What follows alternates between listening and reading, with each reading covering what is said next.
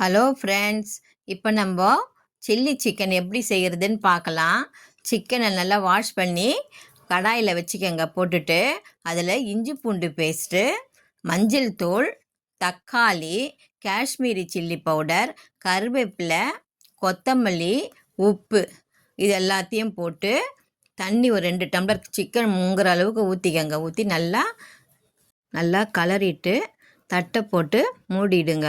மூடிட்டு 10 நிமிஷம் வேகட்டும். அது வெந்த உடனேயும் தட்டை திறந்துட்டு அப்பப்போ இடையில தராவி விட்டுனே இருங்க. அது நடுவில் இந்த காஞ்ச மிளகாவெல்லாம் அப்படியே நசுக்கி நசுக்கி விடுங்க. அப்போ தான் அதோடைய கலர் வந்து சிக்கனில் அப்படியே வரும். அது நல்லா வெந்து தண்ணியெல்லாம் சுண்டி வர நேரத்தில் 2 ஸ்பூன் எண்ணெயை ஊற்றுங்க. அதில் அது மேலே 2 ஸ்பூனோ 3 ஸ்பூன் கூட ஊற்றலாம். நீங்கள் ஊற்றி நல்லா கலரினே இருங்க.